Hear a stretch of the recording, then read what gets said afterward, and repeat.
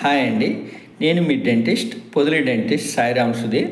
ఈరోజు నేను చెప్పదలుచుకున్న టాపిక్ వచ్చి బ్రషింగ్ ఎలా చేయాలి అనే విధానాన్ని గురించి ఈరోజు మీకు చెప్పబోతున్నాను. చాలామంది బ్రష్ని ఇలా హారిజాంటల్గా పెట్టి ఇలా తోముతూ ఉంటారండి. ఇలా తోమడం వల్ల ఏమవుతుందంటే ఈ చిగురు అనేది పైకి జరుగుతుంది. ప్లస్ ఈ పంటి మీద ఉన్న పొర ఉంది చూసారా, పంటికి చిగురుకు మధ్యన ఉన్న పొర, అది బాగా గాడిలాగా ఏర్పడి మనకు పళ్ళు జుమ్ అనడం కానీ ఇంకా చిగుళ్ళు వాపులు రావడం కానీ ఇలా జరుగుతూ ఉంటాయి. ఇటువంటి ఇబ్బందులు మనకు కలగకుండా ఉండాలంటే మనం కరెక్ట్గా బ్రషింగ్ ఎలా చేయాలి అనే దాని గురించి మనం తెలుసుకోవాలి. ఇప్పుడు నేను మీకు ఆ బ్రషింగ్ ఎలా చేయాలనేది ఇప్పుడు మీకు చెప్పబోతున్నాను. ఇలా మన బ్రిజిల్స్ని ఇలా హారిజాంటల్గా అంటే కొద్దిగా ఒక యాంగులేషన్లో పెట్టి ఇలా పైనుంచి కిందకి తోముకోవాలి.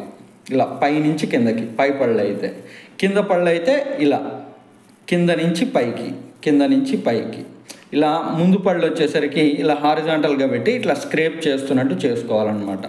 లోపల భాగాన్ని వచ్చి ఇట్లా కింద నుంచి పైకి చేయాలి.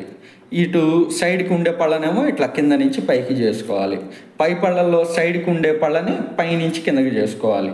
కింద పళ్ళు కింద నుంచి పైకి, పై పళ్ళు పైనుంచి కిందకి. ఇలా ముందు పళ్ళు వచ్చి ఇలా జెంటిల్ సర్క్యులర్ మోషన్స్లో చేసుకోవాలి.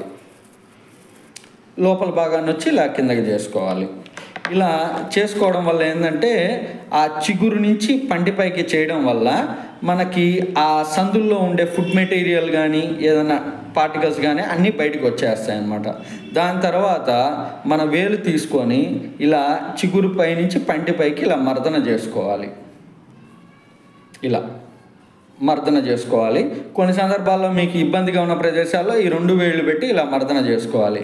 ఇలా మర్దన చేసుకోవడం వల్ల మనకు బెనిఫిట్ ఏంటి అంటే ఇలా మర్దన చేయడం వల్ల ఆ చిగుళ్ళల్లో బ్లడ్ సర్క్యులేషన్ అనేది బాగా జరిగి ఆ చిగుళ్ళు అనేది ఆ పంటి తోటి బాగా అటాచ్మెంట్ అనేది బాగా ఉంటుందన్నమాట. ఇలా ఉండడం వల్ల మనకి ఫుడ్ అక్యుములేషన్లు కానీ నోటి దుర్వాసన రావడం కానీ ఇవన్నీ మ్యాక్సిమం మనం కంట్రోల్ చేసుకోవచ్చు అన్నమాట. Thank you.